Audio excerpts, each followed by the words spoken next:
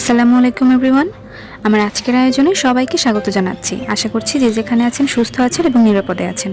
Ice cream থেকে শুরু করে বিভিন্ন ধরনের ডেজার্ট আইটেম তৈরিতে কিন্তু কনডেন্স মিল্ক ব্যবহার করা হয়ে থাকে। তবে বাজারের কনডেন্স মিল্কের অনেক ক্ষতিকারক দিক আমরা সবাই কম বেশি জানি। তাই স্বাস্থ্যের কথা চিন্তা করে বাজারের এসব কনডেন্স মিল্ক খেতে অনেকেই কিন্তু অনিচ্ছুক। তাই আজকের পর্বে থাকছে ঘরে কিভাবে স্বাস্থ্যকর উপায়ে মাত্র 2 মিনিটে অল্প কিছু উপকরণ ব্যবহার করে কনডেন্স মিল্ক তৈরি করতে পারবেন সেই রেসিপিতে যাওয়ার আগে বলে নিচ্ছি, যারা আমার চ্যানেলে নতুন তারা প্লিজ আমার চ্যানেলটি সাবস্ক্রাইব করবেন এবং যারা অলরেডি সাবস্ক্রাইব করে ফেলেছেন তাদেরকে অসংখ্য ধন্যবাদ। প্রথমে একটি প্যানে নিয়ে নিচ্ছি হাফ কাপ পরিমাণে ফুল ক্রিম গুঁড়ো দুধ। আমি ডিপ্লোমা ব্র্যান্ডেরটা ইউজ করেছি, আপনারা যে কোনো ব্র্যান্ডের গুঁড়ো দুধ ইউজ করতে পারেন, তবে চেষ্টা করবেন ফুল ক্রিম গুঁড়ো দুধটা নেওয়ার জন্য। আইসিং সুগার অথবা গুঁড়া চিনি নিয়ে নিচ্ছি 1/4 কাপ, অর্থাৎ 1 কাপের 4 ভাগের 1 ভাগ। ঘি অথবা বাটার নিতে হবে 1 চা চামচ। কর্নফ্লাওয়ার নিয়ে নিচ্ছি 1 চা চামচ, তবে কর্নফ্লাওয়ারটা হাতের কাছে না পাওয়া গেলে ময়দা নিলেও চলবে। 1 চিমটি পরিমাণে বেকিং সোডা ব্যবহার করছি, তবে বেকিং সোডা না দিয়ে কেউ যদি বেকিং পাউডার ব্যবহার করতে চান তবে 1/4 চা চামচ ব্যবহার করতে পারেন। এখন সব কিছু একটু একসাথে মিশিয়ে নিচ্ছি। এরপরে 1/4 কাপ হালকা গরম পানি একটু একটু করে মিশিয়ে দিচ্ছি এর মধ্যে।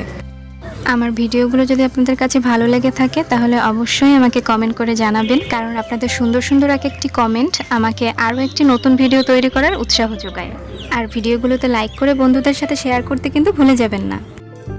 একটু একটু হালকা গরম পানি দিয়ে আমি সব কিছু একসাথে একটু মিশিয়ে নিচ্ছি। এরপরে চুলার আঁচ মিডিয়াম লো রেখে অনবরত নেড়ে চেড়ে এটাকে রান্না করে নিতে হবে প্রায় 2 থেকে 3 মিনিটের জন্য। আর এই 2-3 মিনিট অনবরত নেড়েচেড়ে রান্না করতে হবে, এটাকে নাড়াচাড়া বন্ধ করা যাবে না, তাহলে কিন্তু এটা দলা বেঁধে যাওয়ার সম্ভাবনা থাকে। এভাবে অনবরত নাড়াচাড়া করতে করতে একসময় দেখবেন এটা অনেকটাই ঘন হয়ে এসেছে। এর ঘনত্বটা যখন এরকম পর্যায়ে আসবে তখন বুঝবেন কনডেন্স মিল্কটা রেডি। মিশ্রণটা ঠান্ডা হয়ে গেলে আরও কিছুটা ঘন হয়ে আসবে। এখন চুলাটা বন্ধ করে দিয়ে এটাকে নেড়েচেড়ে এভাবেই ঠান্ডা করে নিচ্ছি। ব্যাস, আমাদের কনডেন্স মিল্ক রেডি হয়ে গিয়েছে। এবারে এই কনডেন্স মিল্ক চা তৈরিতে ব্যবহার করতে পারবেন, অথবা আইসক্রিম থেকে শুরু করে যে কোনো ডেজার্ট আইটেমে ব্যবহার করা যাবে। আর এই কনডেন্স মিল্কটা যে কোনো এয়ারটাইট বক্সে ভরে ফ্রিজের নর্মাল চেম্বারে 10 থেকে 15 দিনের জন্য সংরক্ষণ করা যাবে। আজকের রেসিপি কেমন লাগলো জানাতে ভুলবেন না। ভালো লাগলে লাইক কমেন্ট শেয়ার করে আমাকে সাপোর্ট করবেন, এবং এরকম আরও সহজ এবং মজাদার রেসিপিগুলো সবার আগে পেতে আমার চ্যানেলটি অবশ্যই সাবস্ক্রাইব করে রাখবেন।